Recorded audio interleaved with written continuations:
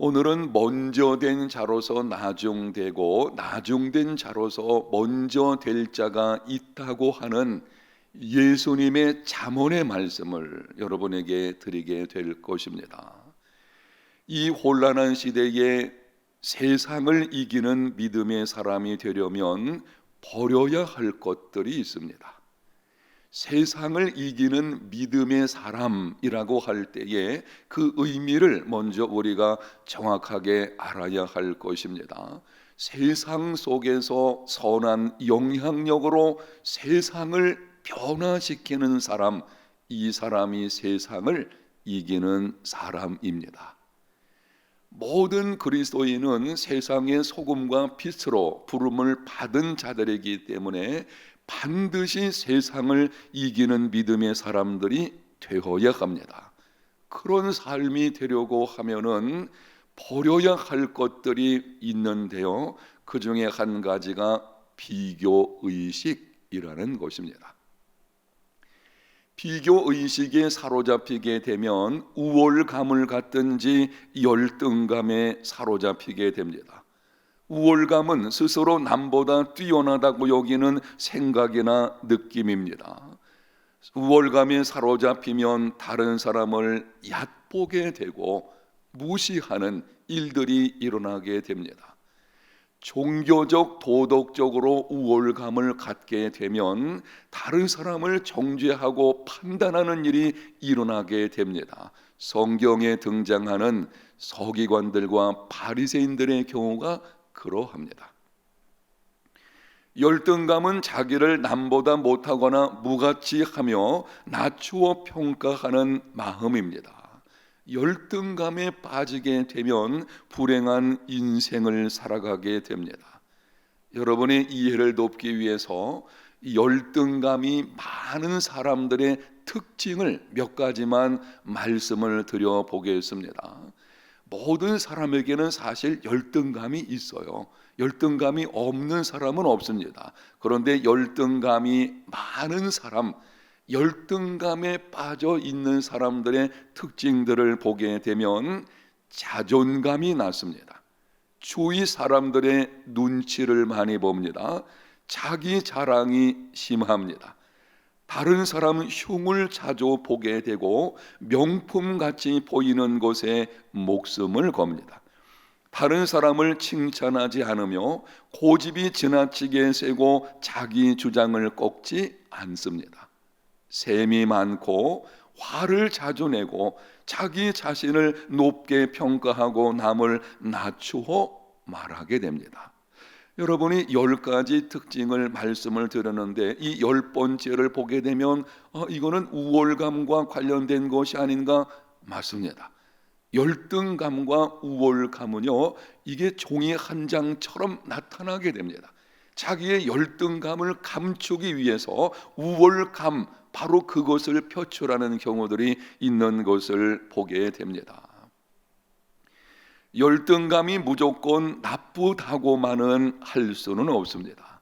자신에게 있는 열등감이 긍정적인 스트레스로 작용하게 되면 오히려 전화위복이 될 수 있습니다. 세상을 변화시킨 사람들 중에 보게 되면 열등감 때문에 그것을 극복하는 과정에서 큰 일을 이루는 것을 보게 됩니다. 우리에게 어떤 열등감이 있을 때 그것을 긍정적인 스트레스로 작용하게 하는 것 아주 중요하죠. 그렇게 되어지면 오히려 인생이 전화위복이 되는 일이 일어나게 됩니다.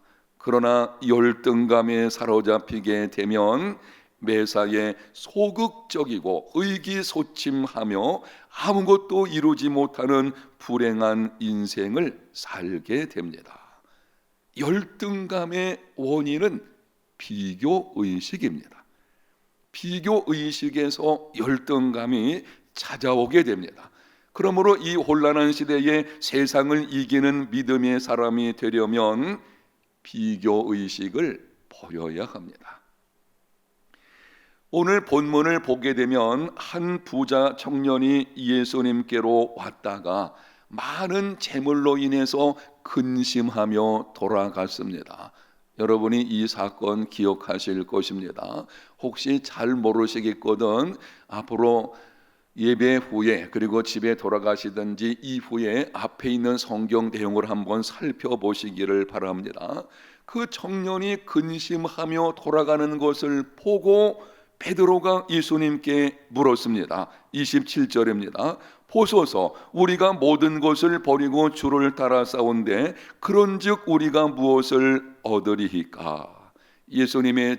예수님께서 베드로의 질문에 관해서 대답을 하시는 것이 그 다음에 나와 있는데요. 너희들이 그렇게 수고하는 것에 관해서는 앞으로 장차 영광과 상급이 있을 것이다. 인자가 심판의 보좌에 앉을 때에 너희도 12 보좌에 앉아가지고 이스라엘을 심판하게 될 것이다. 그리고 내 이름으로 충성된 모든 것을 따라서 큰 상급이 있게 될 것이다. 이렇게 말씀을 하시고 이어서 30절에 이 말씀을 주십니다. 그러나 먼저 된 자로서 나중되고 나중된 자로서 먼저 될 자가 많으니라. 베드로에게 경고하시는 것입니다. 너의 많은 수고 상급이 있게 될 것이다. 그러나 명심해라. 내가 지금 근심하며 돌아간 부자 청년과 비교해가지고 우월감을 갖게 된다면 너는 먼저 되었으나 나중 될 것이다. 비교의식을 버리라는 것입니다. 그리고 이어서 제자들과 오늘날을 살아가는 우리들에게 분명한 경각심을 주시기 위해서 바로 그 사건 속에서 베드로에게 주의할 것을 말씀을 하셨어요. 예수님께서는 그것으로 양이 충분하다 생각하지 않으셨는지 이번에는 이와 관련된 한 가지 유명한 비유를 말씀하시게 되는데 그것이 포도원 품꾼의 비유입니다. 이른 아침에 3시에 6시에 9시에 11시에 포도원에 들어가 일한 품꾼들에게 동일하게 한 데나리온씩을 주었다는 비유입니다. 비유를 말씀하시고 결론으로 주시기를 마태복음 20장 16절에 이와 같이 나중된 자로서 먼저 되고 먼저 된 자로서 나중되리라. 두 가지를 말씀을 하십니다. 먼저 된 자로서 나중될 자가 있을 것이고 나중된 자로서 먼저 될 자가 있을 것이라. 그런데 예수님의 강조점은 먼저 된 자로서 나중된다는 것에 있습니다. 당시 제자들에게 베드로가 질문했을 때에 단순히 베드로에게만 해당되는 것이 아니고 제자들에게 그리고 오늘날을 살아가는 우리들에게 우리들 가운데서도 먼저 된 사들, 먼저 예수님을 믿고 먼저 교회에 등록해서 다른 사람보다 더 많이 수고하고 더 많이 충성하는 사람들 앞장서 있기 때문에 누가 보더라도 저 사람은 먼저 된 자다 라고 하는 사람들에게 경고의 말씀을 경각심을 주는 이 말씀을 지금 하고 계시는 것입니다. 너희들이 먼저 됐지만 나중 될 수 있다는 것을 기억하고 조심해라. 여러분, 포도원 품꾼의 비유에서 먼저 온 자들이 나중된 이유가 무엇입니까? 먼저 들어왔습니다. 열심히 일을 했습니다. 나중에 책망받고 나중된 자가 되어버렸는데요. 이렇게 된 이유가 무엇인지 마태복음 20장 12절을 보면은 이렇게 기록을 합니다. 나중 온 이 사람들은 1시간 밖에 일하지 아니하였거늘 그들을 종일 수고하며 더위를 견딘 우리와 같게 하였나이다. 포도원에 일찍 들어온 사람들이 지금 하는 말입니다.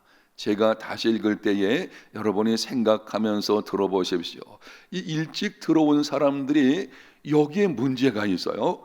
나중 온 이 사람들은 1시간밖에 일하지 아니하였거늘 그들을 종일 수고하며 더위를 견딘 우리와 같게 하였나이다.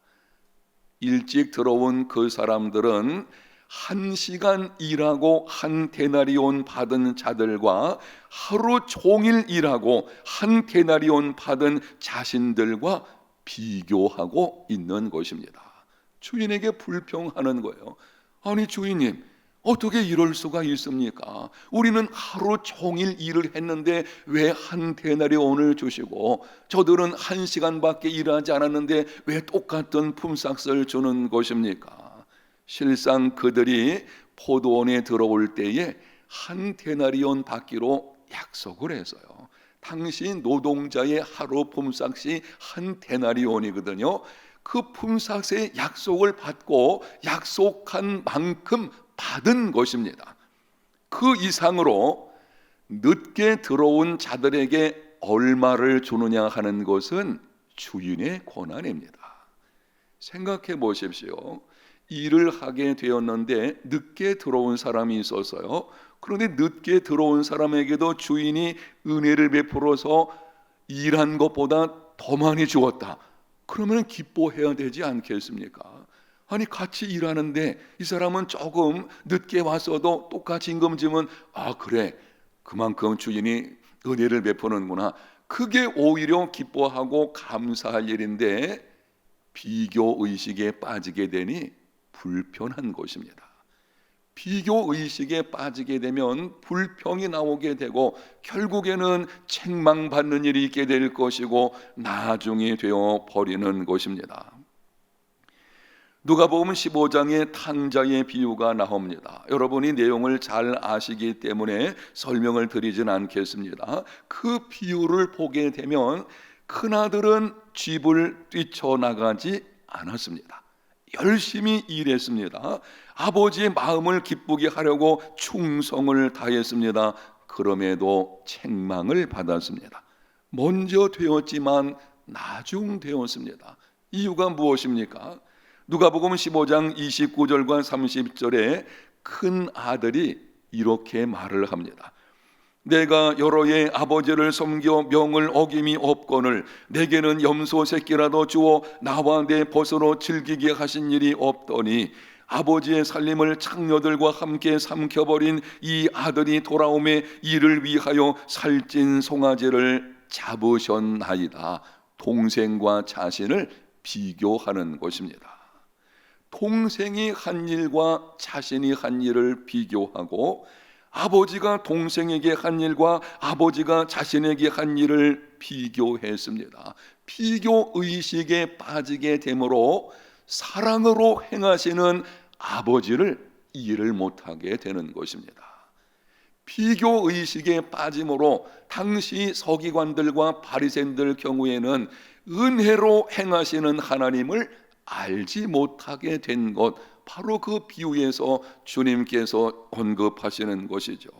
그나들은 불평하고 원망하게 되었고 그러므로 또 다른 탕자가 되어버렸습니다.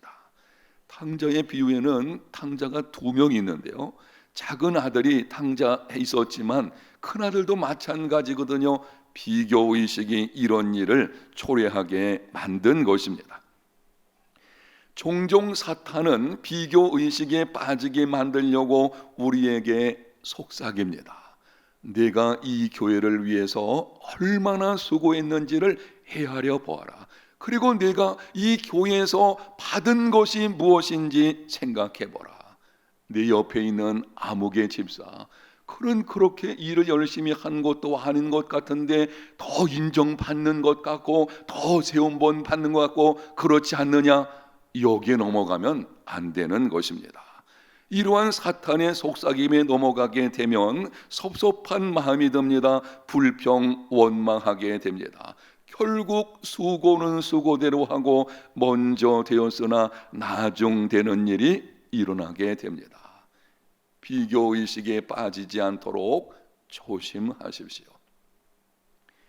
요한복음 21장에 보면 부활하신 예수님께서 베드로에게 순교에 관해서 말씀을 하신 후에 나를 따르라 라고 하셨습니다. 그때 베드로가 예수님을 따르면서 돌이켜보니까는 예수님의 사랑하시는 제자 요한이죠, 요한이 따르는 것을 보게 되었어요. 마음속에 궁금한 생각이 들어서 질문합니다. 주님, 이 사람은 어떻게 되겠습니까? 그때 예수님께서 엄하게 책망하셨습니다. 내가 올 때까지 그를 머무게 하고자 할지라도 내게 무슨 상관이냐? 너는 나를 따르라. 주님의 이 말씀을 우리가 잘 기억하셔야 됩니다. 내게 뭔 상관이냐? 왜 다른 사람과 너를 자꾸 비교하려고 하느냐? 그 사람의 인생은 그 사람의 인생인 것이고 너는 나만 바라보고 나를 따르면 되는 것인데 왜 자꾸 비교 의식 가운데 거하려고 하느냐? 주님께서 말씀하시는 것입니다. 사랑하는 성도 여러분, 우리는 하나님 앞에서 사는 자들입니다. 하나님께서 높이면 높아지는 것이고 하나님께서 낮추시면 낮아지는 것입니다. 세우시는 분도 하나님이시고 폐하시는 분도 하나님이신 줄로 믿습니다.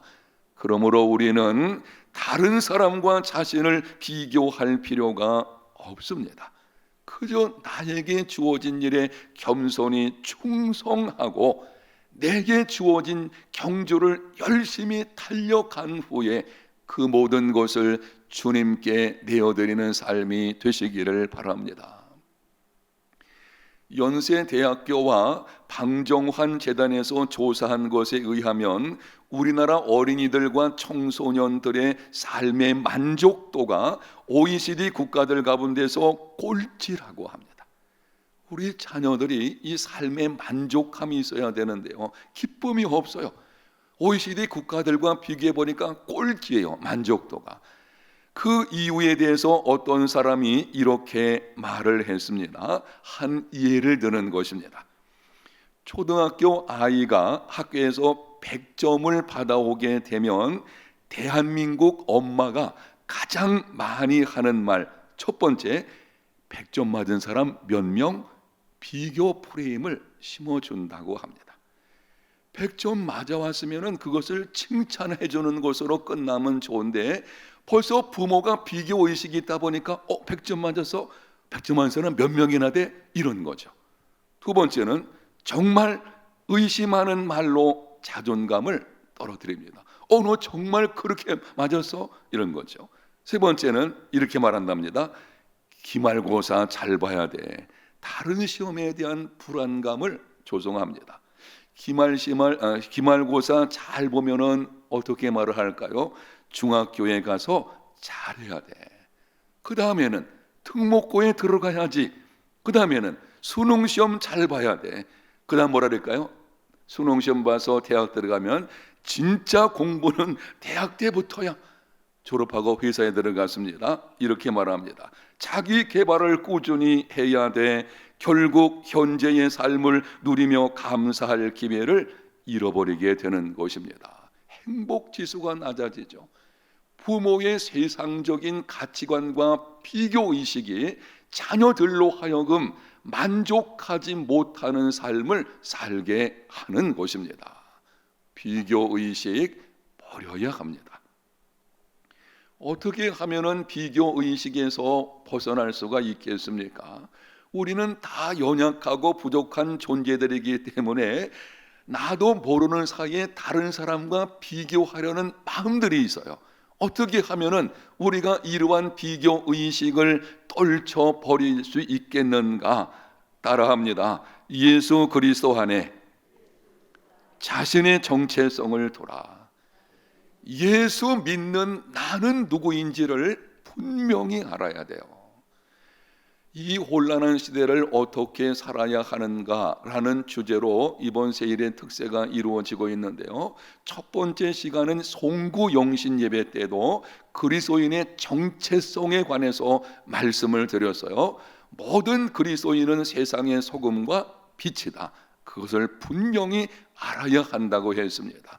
비교 의식과 관련해서도 예수 믿는 내가 누구인지를 분명히 알아야 합니다. 예수 믿는 나는 누구입니까? 예수 믿는 나는 하나님의 특별한 계획과 특별한 목적으로 독특하게 지음받은 하나님의 걸작품입니다.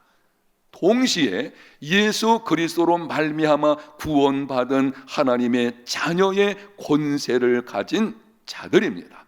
이것이 우리의 정체성이에요. 이 분명한 정체성, 다시 한번 말씀을 드리겠습니다.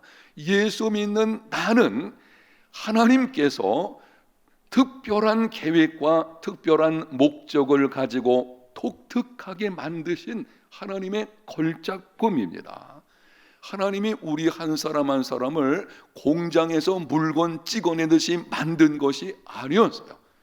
저와 여러분 한 사람 한 사람은 하나님이 특별한 계획을 가지시고 생각하시는 중에 어떤 목적을 갖고, 그리고 세상 사람들 중에 나라고 하는 아주 독특한 존재로 만드신 걸작품입니다. 믿습니까? 한 작품의 가치는요, 독특함에 있지 않겠습니까? 그게 바로 나라고 하는 존재입니다. 그런데 예수 믿는 사람들은 거기 끝나는 것이 아니에요. 하나님께서 독생자를 보내시고 독생자 예수 그리스도께서 자신을 십자가에 내어 주시면서까지 하나님의 자녀로 삼아 주시고 하나님의 자녀의 권세를 우리에게 주셨습니다. 이것이 우리거든요. 이 분명한 정체성을 알지 못하게 되면 다른 사람들에게 자신이 어떻게 보이는지 항상 걱정을 하게 됩니다. 다른 사람이 나를 어떻게 생각할까? 그걸 걱정하죠. 약점이 노출되는 것을 두려워합니다. 매사에 자신감이 없습니다. 그러다 보니 비교의식에 빠지게 됩니다. 여러분, 하나님께서 제일 먼저 만드신 아담과 하와, 하나님이 직접 손으로 만드신 걸작품이죠. 그러나 아담은 흙으로 빚어진 언제든지 깨어질 수 있는 작품이었습니다. 실제로 아담은 그리고 하와는 죄로 인해서 깨어졌습니다. 그러나 예수 그리스도의 보혈로 지음을 받은 우리는 결코 깨어지지 않는, 어떠한 경우에도 버림을 당하지 아니하는, 영원히 썩지 않고 쇠하지 아니하는 하나님의 작품입니다. 한번 따라합시다. 나는 하나님의 걸작품이며 하나님의 자녀이다. 아멘. 하나님의 자녀가 되었다는 한 가지만 가지고도 우리는 사실 어깨를 펴고 세상을 살아갈 수 있어요. 그런데 예수 믿는 사람들, 하나님의 자녀가 되었음에도 거기에 대한 정체성을 알지 못하니 세상 속에서 어두운 모습으로 어깨를 충돌어뜨리고 그런 삶이 되어서는 안 되는 것입니다. 우리는 하나님의 걸작품이요 하나님의 자녀로서, 그리고 세상의 소금과 빛으로 세상을 바꾸는 자로 부름을 받은 사람들입니다.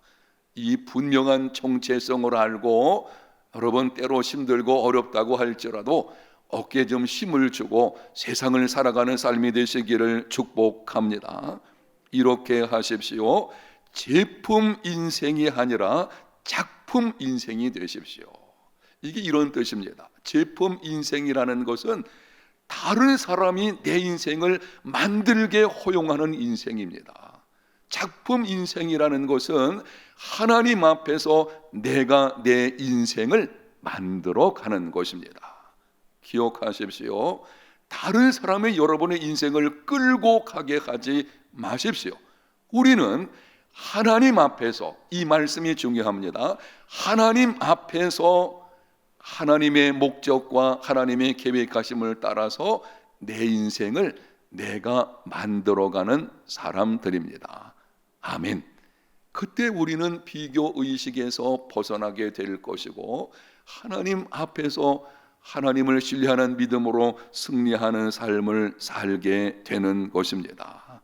하나님 앞에서 자기 인생을 살아가는 저와 여러분들의 삶, 이 혼란한 시대에 우리가 어떻게 살아야 하겠습니까? 비교의식을 버리십시오. 그리스도 안에서 자기 정체성을 분명히 알고 하나님 앞에서 자기 인생을 살아가는 믿음의 걸음들이 다 되시기를 예수님 이름으로 축복합니다.